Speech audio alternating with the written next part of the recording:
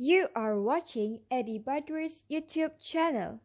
Please like, share, and subscribe now.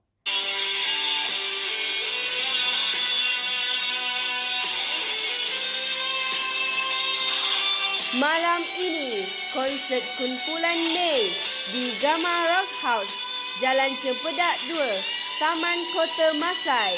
Datanglah beramai-ramai. Kumpulan Mei memang berasal daripada Ipoh. Pada awal penglibatan mereka banyak bertumpu pemuzik-pemuzik di Perak. Khususnya banyak bertumpu di Ipoh. Di studio Pak arwah Pak Yusof SYJ, Syed Yusof Jamalul Lail. So hanya dia je yang tempat aktif di Ipoh, yang semua pemuzik-pemuzik di sebelah Perak berkumpul di Ipoh. Seperti mana di Johor, mereka banyak bertumpu di Johor Bahru. Jadi Mei pun sama seperti kumpulan-kumpulan lain. Pada awal 80-an, 85, 86 mungkin mereka dah tubuhkan kumpulan dan mencari-cari peluang untuk sign dengan syarikat rakaman, dan akhirnya mereka telah dilamar oleh kalau tak silap saya Warnada. Dulu ada satu syarikat rakaman Warnada. Kemudian mereka mengeluarkan album pertama mereka, dan langsung album itu meletup, dan Mei terus dikenali ramai. Waktu tu Mei kalau berjalan di Funfair, sebelum masa tu kita belum banyak kumpulan hanya yang ada masa Mei tu lebih Wings, kalau yang heavy sikit Mei, Wings, itu je lah. Yang lain-lain tu rock juga, tapi tak adalah sama seperti muzik mereka muzik mereka ni keras sikit lah. So yang merakamkan album lah maksudnya waktu tu. Jadi Mei seperti biasa, dia apabila keluar album, mereka ni kalau tak silap saya, dia diurus bersama lah oleh Bro Azhar. Bro Azhar ni juga adalah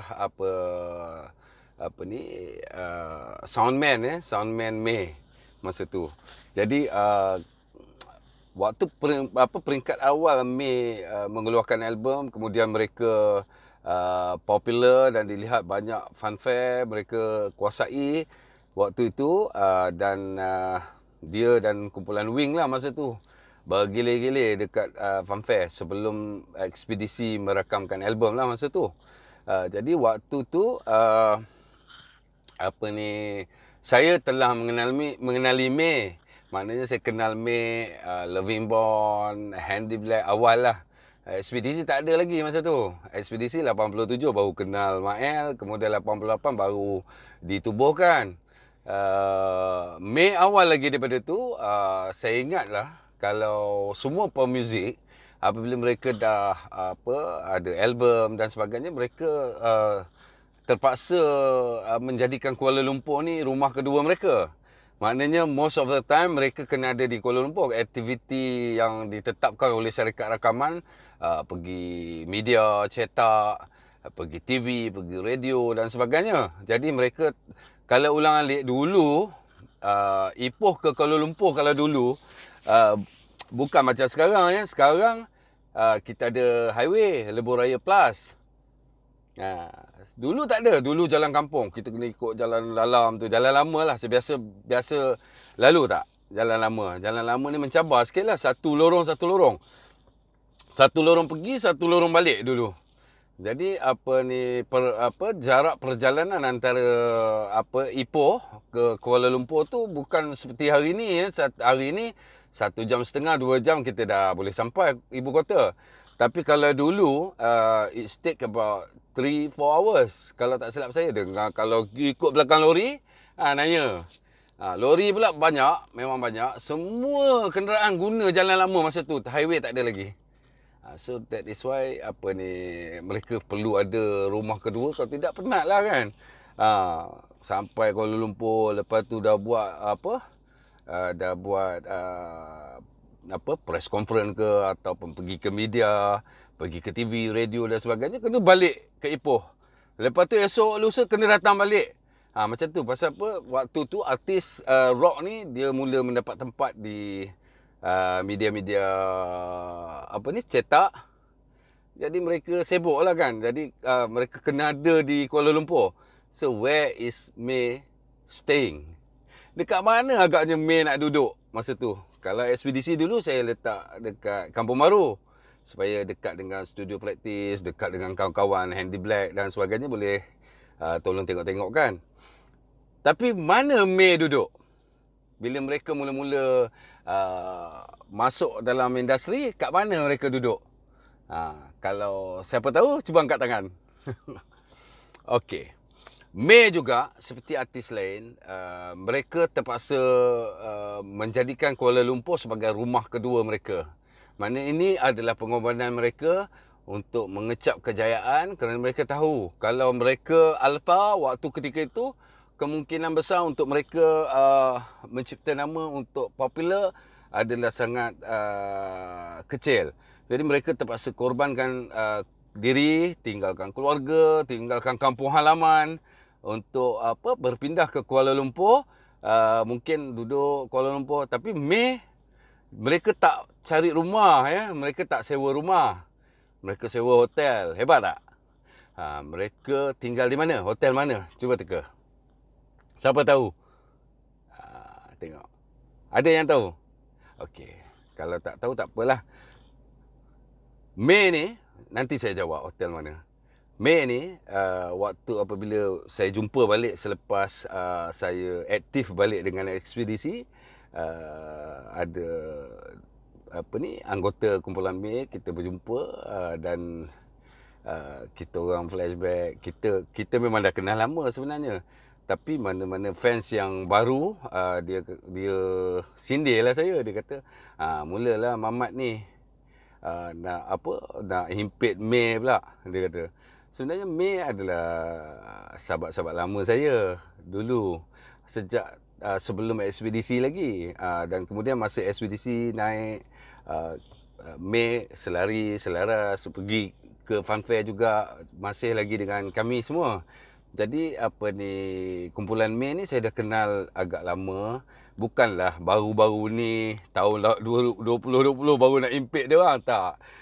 Tapi saya biarkan je, biarlah dia orang tulis. Dia orang nak kutuk ke, dia orang nak umpat ke, saya tak ada masalah.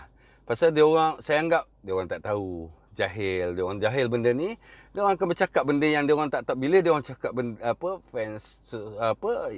bercakap benda yang dia tak tahu, dia akan nampak kejahilan. Saya hanya saya diam je. Lepas tu nasi tambah banyak lah bila dia cakap, Mamat ni tengok, dia nak impit May pula, ni gini-gini.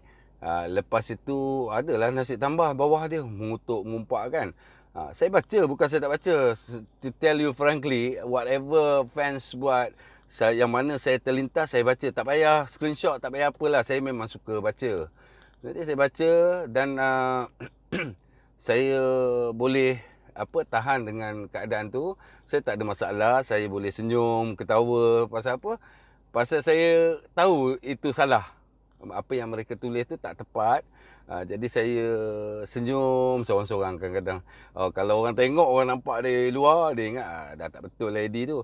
Tak, bukan. Saya rasa macam pelik kan. Mereka ni tak tahu. Tapi mereka cakap seolah-olah mereka berada di ketika itu. Okey. Jadi kumpulan May masih hidup. Mereka mesti dengar saya punya video, because saya cakap mengenai kumpulan mereka. Dan kalau benda ni tak benar kan, mestilah saya akan meletakkan diri saya dalam situasi yang sangat memalukan. Betul tak? So okey, May saya dah kenal lama. Mereka ni di Kuala Lumpur, mereka tinggal di hotel. Sebuah hotel di Jalan Tuanku Abdul Rahman. Ada Hotel Dashrun. Lepas bawah Dashrun tu ada Red Rooster, satu kelab yang mana kumpulan-kumpulan muzik jamming kat situ pada tiap-tiap malam. Dan kemudian May telah memilih berhampiran lah, hotel berhampiran, iaitu Shiraz Hotel. Kalau tak silap saya lah, Shiraz Hotel ni masih ada lagi di Jalan Tunku Abdul Rahman. Tapi saya pun tak pasti, boleh double check, tengok dalam Google. Saya tak Google lagi tadi. Bukan saya tak buat study lah, saya tak nak lah sampai begitu kan. So you find out yourself.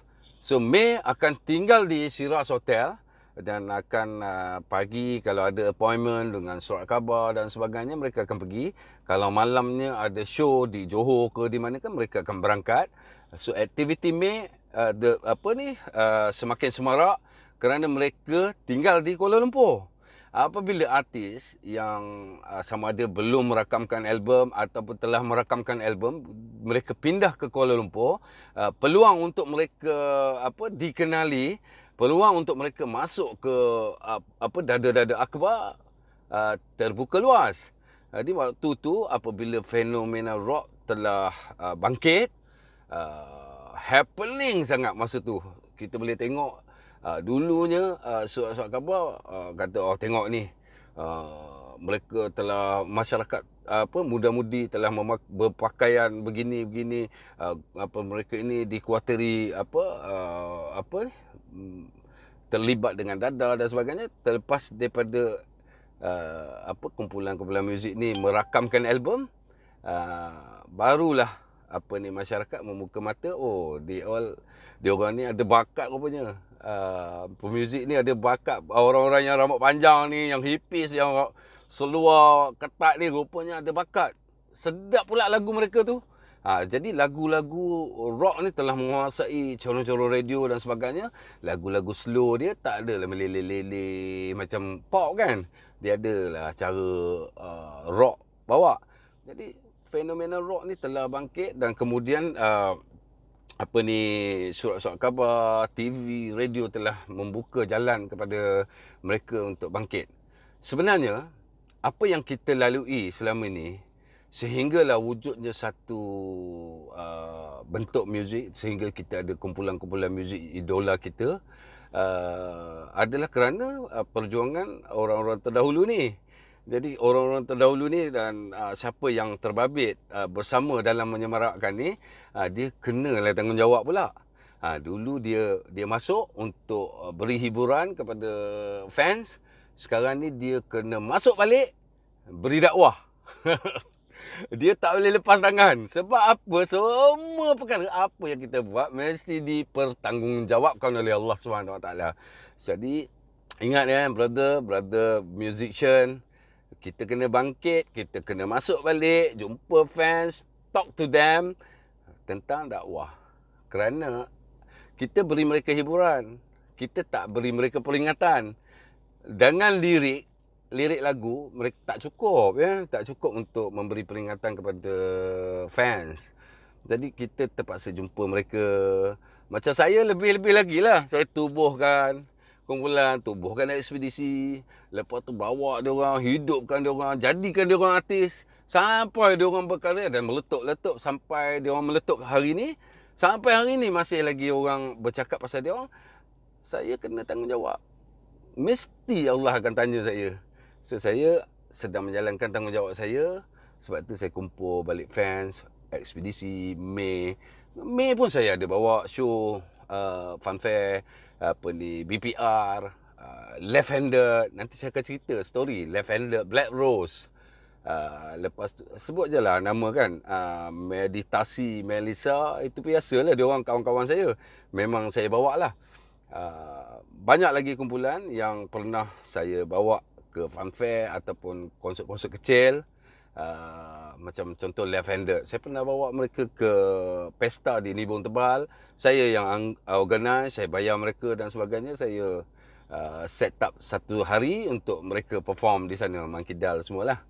Masa tu saya deal dengan arwah Samad ya. Al-Fatihah untuk dia. Auzubillahi minasyaitonirrajim. Bismillahirrahmanirrahim. Alhamdulillahirabbil alamin arrahmanirrahim maliki yaumiddin.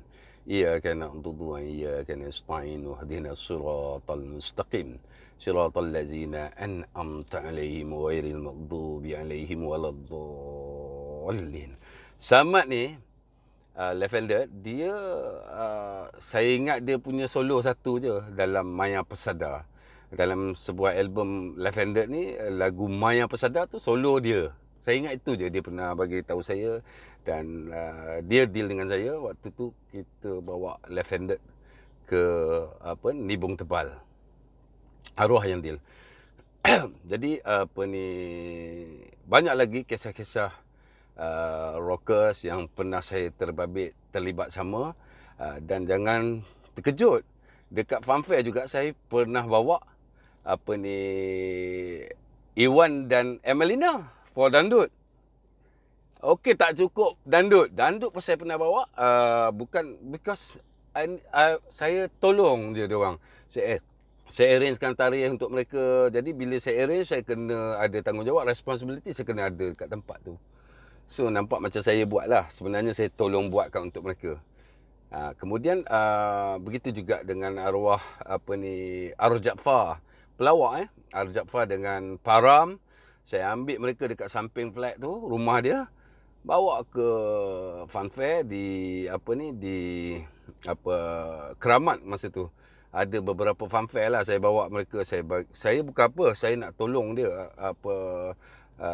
pelawak kan, Arwah Jaafar dengan Param. Saya nak bagi dia orang duit. Takkan macam tu je dia orang kata. Dia orang kata tak apalah, Eddie, kita orang masuk Funfair. Boleh ke? Saya pun cuba talk dengan Toki Funfair, dan Toki Funfair kata okey, boleh. Dia pun iklankan apa semua, kita jual tiket apa semua. Saya janji dengan dia orang, kalau tiket tak jalan pun saya bayar sekian-sekian sebagai minimum. Kalau tiket jual bagus, kita lebih lah pendapatan. Okey.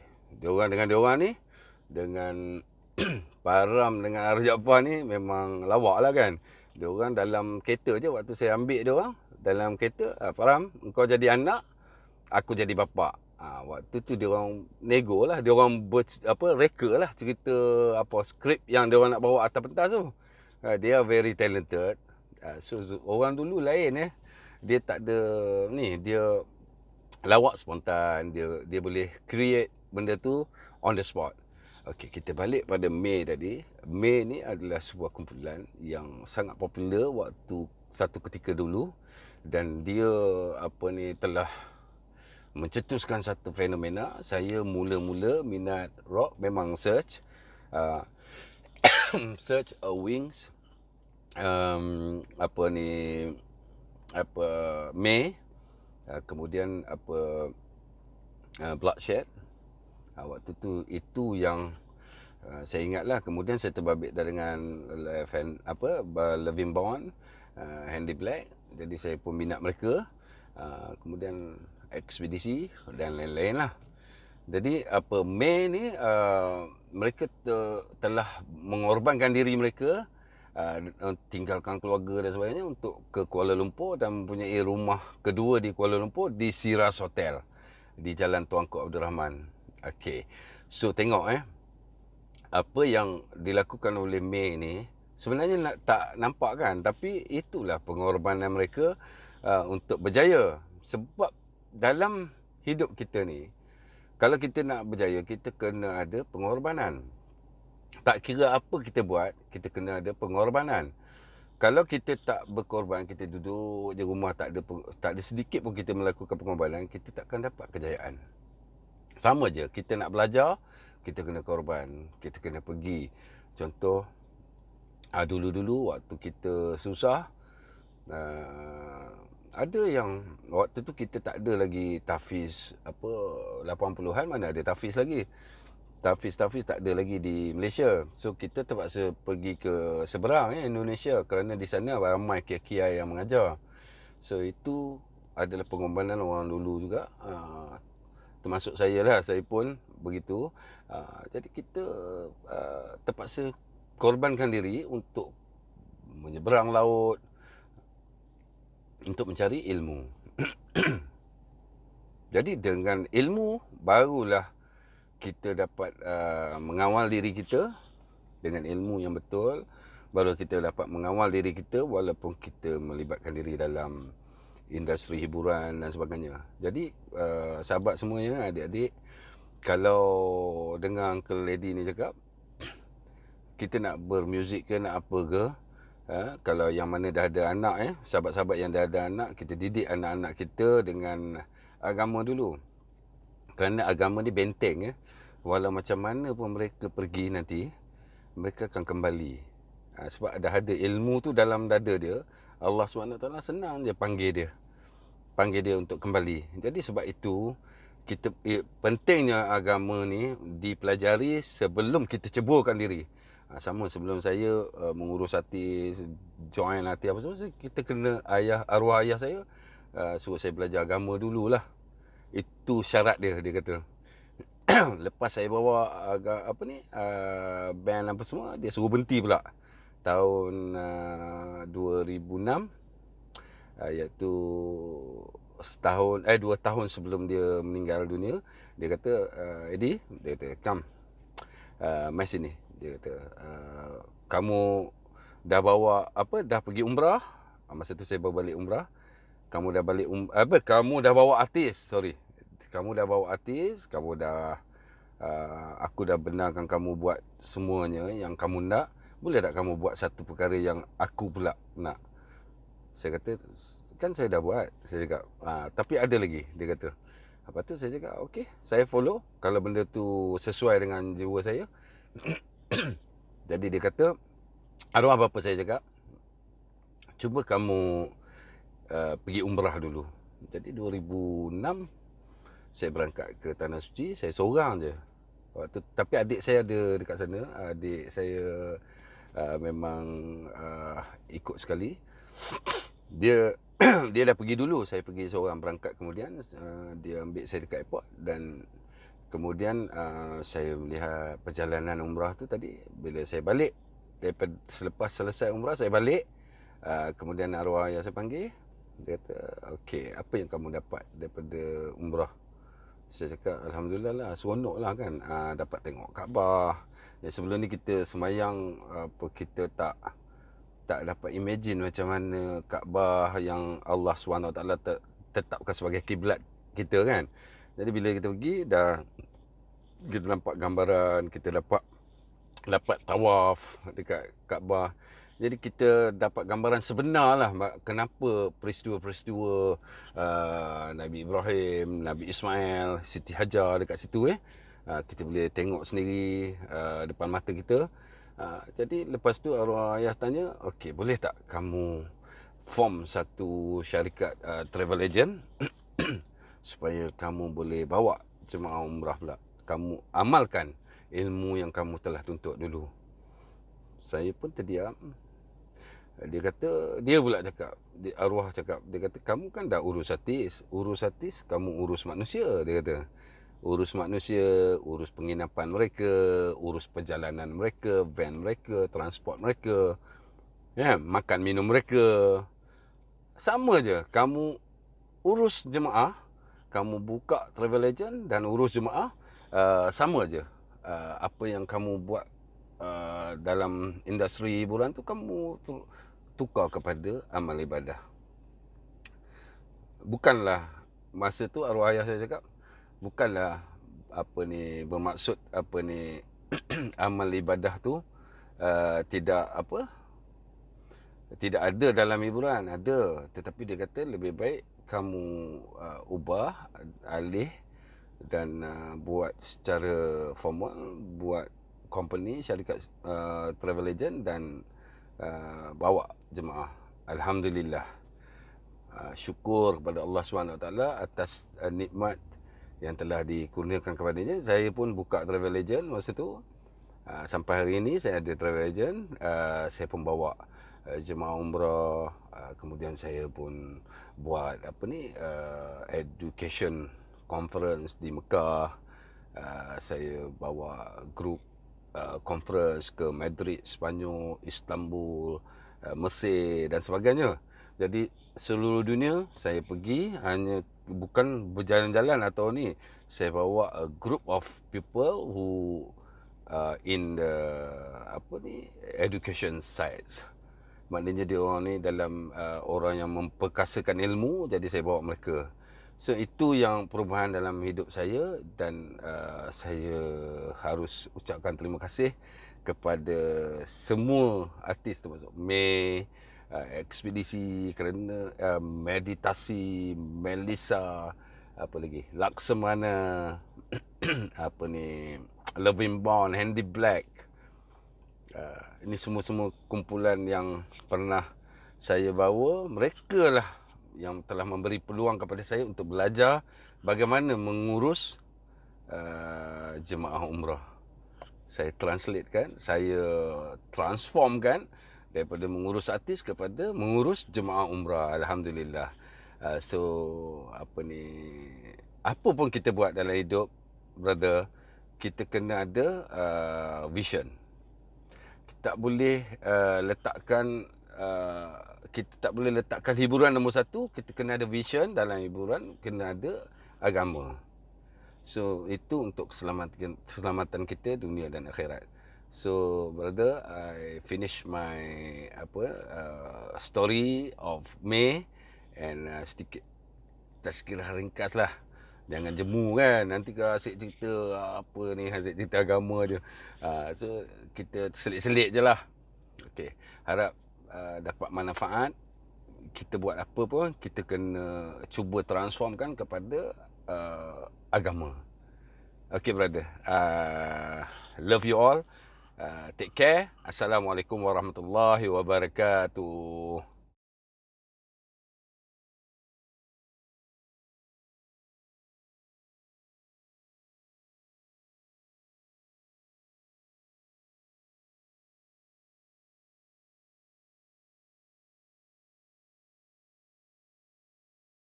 Do follow us on Facebook Eddie Badrui Expedisi and Instagram Uncle Eddie Expedisi. Thank you for watching. Bye.